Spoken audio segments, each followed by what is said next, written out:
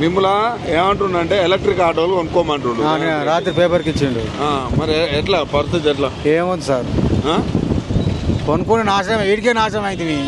ఇంకే నాశనం కామంటావు కానీ వాడిని బొంద పెట్టినాకనే జనాలు బాగుపడతారు. అంత కోపం ఎందుకు వస్తుంది? ఫ్రీ వెయిట్ ఏం లాభం, లక్షల మంది రోడ్డు మీద వేసిండు. అయ్యా వాడు ఏంది, వాడు చేసిన లాభం ముఖ్యమంత్రి పదవి.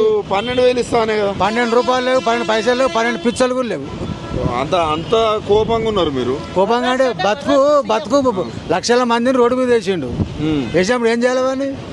అంటే ఇప్పుడు పైగా ఇంకా ఎలక్ట్రిక్ ఆటోలు కొనుక్కోండి. 4-5 లక్షలు ఎడ తేవాలి, మన పెన్న అమ్మినా రావు.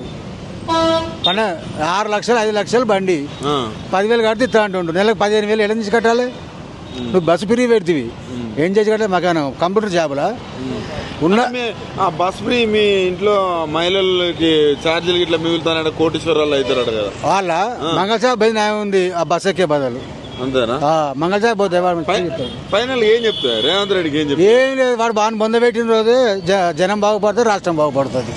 ఇప్పుడు ఎలక్షన్స్ కూడా వస్తున్నాయి, వాడిని అప్పుడు బొంద పెడతారు వాడిని. ఇప్పుడు ఓట్లు వేసే పరిస్థితి ఉందా? పక్కా బొంద పెట్టాలి వాడిని. ఎందుకంటే బొంద మిగిలి దిగుతలేవుగా. మరి మంచి చేసేవాడిని మంచి అంటారు, చెడు చేసేవాడిని చెడు అయినపోతే ఏమంటారు వాడిని? ఒక ఆటోలే కాదు, రైతులో కానీ ప్రతి ఒక్క కూలి చేసుకుని, కూలి ఉంది అడుగుపో గాంధమ్మ కాడ పోయి వాడు 12 దాకా కూర్చొని చదివి పట్టుకొని వస్తుండు. పెన్న ఇంటికి పోతే పెన్న చెప్పనుకుంటుండు. మరి ఆయన ఏమంటుండే, నేను ఎక్కడికన్నా అప్పు తీసుకొచ్చి మీకు ఇద్దాం అనుకుంటే ఆయన దొంగను చూసినట్టు చూస్తారు అంటుండు. మరి దొంగ చూడకపోతే సంవత్సరాల లెక్క చూస్తారా? అంతే కదా, దొంగ లెక్క చూస్తారు. మంచోని మంచిగా చూస్తారు ఎవరైనా. వాడు దొంగ కాబట్టి దొంగ లెక్క చూస్తారు. అప్పు ఎందుకు పుట్టదు? ఇంటి పెద్దోడు అయినప్పుడు అప్పు తెస్తే అన్నదమ్ములు తేర్పరా? ఆడంతా లంచోడుకు వాడు అప్పు తేడు, తేర్పడు, ఉన్న జనాలు నాశనం చేస్తాడు. ఈ సీఎం మీద వచ్చినంత కోపం ఏ సీఎం మీద వచ్చిందని ఎక్కలేదు. నేను 56 ఏళ్ళు ఉన్నా, ఏ సీఎం అట చేయలే, ఎవరు చేయలే.